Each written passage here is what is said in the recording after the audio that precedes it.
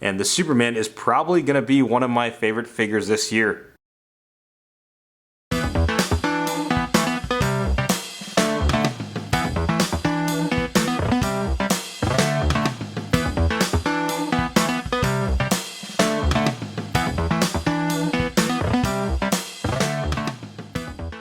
Hey, what's happening, YouTubers? We're back with a brand new action figure review, and this one I've been looking forward to ever since it got announced. But today we're taking a look at the new McFarlane Toys DC Direct Page Punchers Ghost of Krypton Superman. That's a lot of words. But like we always do with the reviews, let's get started with the packaging or the box art first. And you know what I like? I like how a couple of years ago Hasbro was like, let's do this green initiative, no more plastic. And McFarlane Toys a couple of years ago was just like, you know what, more plastic. But you see this like old school Toy Biz style clamshell packaging. You see it's DC Direct branded. Superman includes a comic book, which we'll take a look at. And on the back is the artwork of the Ghost of Krypton Superman comic book cover. That's enough about the clamshell packaging. Let's be careful and get this thing out of the box. Alright, here's Superman out of the box. Let's take a look at his accessories first, which he doesn't come with many, but there's a reason for that, and I'll get to that in a little bit. But he comes with a DC base plate, which I'm not going to toss it today. I think Homer Simpson deserves a break. He also comes with the data file card. That is the design that's similar with all DC Direct stuff you've seen before, like with the digital stuff or the page puncher stuff. And it's the same artwork you saw in the comic book. And on the back is the data file. Feel free to pause it if you want to go ahead and read it. And another thing that comes with the Superman figure and the whole appeal of the whole page punchers concept is that it comes with a comic book. And it's a comic book that's specifically tailored for the wave. Now, I remember talking to someone in the McFarlane Toys team a couple years ago. I think it was when the Black Adam wave came out with page punchers, their first one. And all the covers were the same. I remember asking them, why not have a figure that coincides with the cover? And it's cool to see a couple years later them listening to the feedback from the community, because now every figure that is with a page punchers comic book is the cover art is going to be of the figure itself, which is cool to see. And they're all different issues too, so it's not just the same issue repeated over and over. You can see this one is 1 of 4.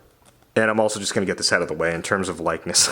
Obviously the figure doesn't really look like the cover art. Some of the aesthetics are there with the details and the emblem, but yeah, it's the head sculpt. We're going to get that in a little bit, but just getting that out of the way. Alright, now let's take a look at the figure itself. When we get started with the head sculpt first, or more so, we're going to take a look at the armor first, because the armor just looks so gnarly. When you see the sculpting and the wash and the paint work they put, the attention to detail they put in this armor is awesome.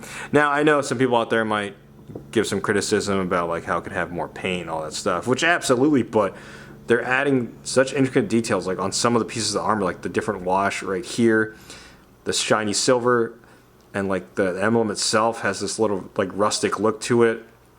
I just think this looks awesome to me. The cool thing is it's easy to remove. Like when you look at the back, oh no, it's not painted all the way. But you can just remove the armor just by like, you know, just like that. And same thing goes for the boots and the gauntlets on the armor, easy to remove. But whoever sculpted this did an awesome job. I'm just like, much like NECA and other companies, I wish they would put on the box art who sculpted these figures, because kudos to them. And just more so kind of focusing attention to like the rusting and like the wash. You know, it's funny, this this emblem looks better as a steel emblem than the steel emblem did. With all due respects to sculpting on that, but look at the wash, the thing looks awesome. Same goes for here. I wish there was a little bit more throughout like the silver armor parts, but it still looks pretty rad in my opinion. Okay, so here's all the armor off. I just wanted to highlight something. It's not so much, you know, just, you know, it comes off easily, but there are actual, if I go ahead and focus in here, they're all actual like pegs that actually peg in there that keep it in place. So it's not just much, just, you know, pops on, pops off. Same goes for the boots as well. It has a little peg in there, so it pegs inside to keep it on in place. Now the only thing that's different is the waist right here. There are little pegs right here on the side of this, and then on the back it just pegs onto those holes right there. So the cool thing is the armor is removable, and the nice thing is that the armor is able to stay in place through like these pegs and this mechanism. It's not just more so just remove and overlay. It's just actually there's a way to keep them on there. Now let's look at the figure itself. We'll get started with the head sculpt first. And this dude's got first thing I saw was he's got a good case of the John Goodman jawline like the Superman had. But apart from that, the head sculpt does look kind of nice. You can see the scarring right here on his left eye. It's kind of going down. Like, that looks nice. He just has a big jaw. And I wonder, I could try to heat it up and do like what I did with this John Goodman Superman, just kind of condense the jawline a little bit so it's not too big. But I think it's also because it's using a shorter peg. That's why it's kind of wider from the neck. But other than that, that's a nice Superman head sculpt in my opinion. And having said that, I'm still going to keep the mask on him because it's a decent head sculpt. Doesn't look like the comic book art, obviously, but I don't know. I think it looks more gnarly to have the mask on there. And when taking a look at the Superman emblem, what's funny about this is this actually kind of looks like the one that Dean Cain was in. The Lois and Clark show. It looks like that kind of emblem. But yeah, it's nice raised, sculpted emblem, but the S just reminds me of the 90s Dean Cain show. When taking a look at the rest of the figure, there is a lot of sculpting and detailing work on here. However, there's a lot of paint missing.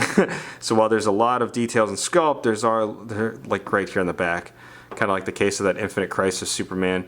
There's the belt paint just stops right there. And understandably, because of the armor piece that goes on there, just kind of like sculpt looks nice. It just kind of looks like it's missing a few things. I'm looking forward to seeing what customizers are going to do with this armor. Probably Custom Comics can do something dope with it. But it's funny, even the shoulder disc have detailing sculpt on there, which is really nice. Also has a cloth cape, not a wired one, which I get because you have the armor going over and all that stuff. But it's nice to see them, again, using cloth capes is kind of like the standard now with the figures. And in regards to my comment about some paintwork missing, actually that might not be true because when you look at the source material on the comic book, it is just all blue. So in this case, I guess it's warranted that the sculpting work's definitely there, especially the attention to detail. It just looks plain for some reason. But I guess it is true to the source material. I'm not going to go over articulation too much, but I do want to point this out. You've seen my videos of my Warhammer reviews. I always talk about the diaphragm joint, how smooth it is to operate and to articulate and pose. That's actually the same case for the Superman. It is actually pretty smooth in terms of the diaphragm joint. In terms of forward crunch, he gets a little bit of range. That's not too bad. It's better than some Superman figures we've seen before, especially on that infected Superman body mold.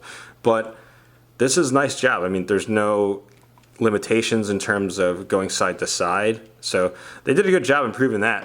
I'm also going to jump right into size comparisons. And first size comparison, here's the new Ghost of Krypton Superman, standing next to a couple other Superman figures from the DC Multiverse line. We have the Injustice 2 Superman on the left, which I've kit bashed with the Battle Damage Superman from the 2-pack with the Doomsday figure. And on the right, I've kit bashed the Rebirth head on the Hush body.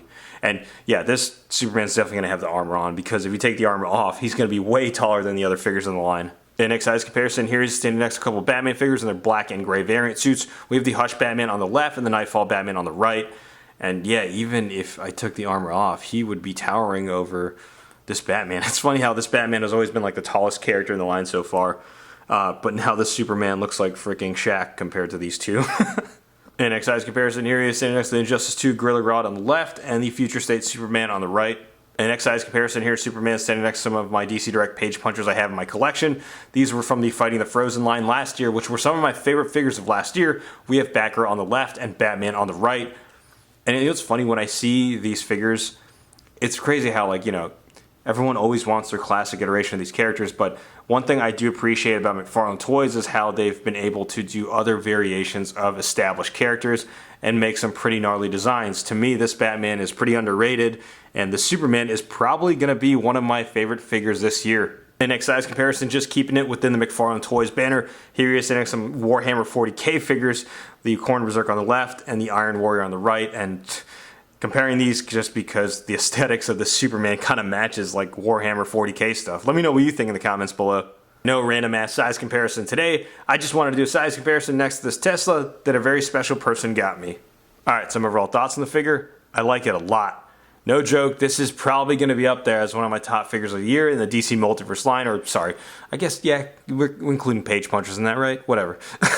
But this is definitely one of my favorite figures so far this year, much like the Fighting the Frozen Batman was last year. And the thing I want to highlight is the page punchers line seemed like stuff like the company was doing in the early years of the DC Multiverse line, giving you these unique sculpts, these different renditions of established characters, and to me they knocked it out of the park, especially with the armor. It just looks sick in my opinion.